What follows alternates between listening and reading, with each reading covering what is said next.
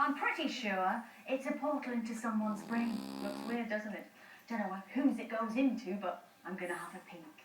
Let's go. Ugh, that was weird. Where the bloody hell am I? Oh my god, I'm a man. I'm in a man.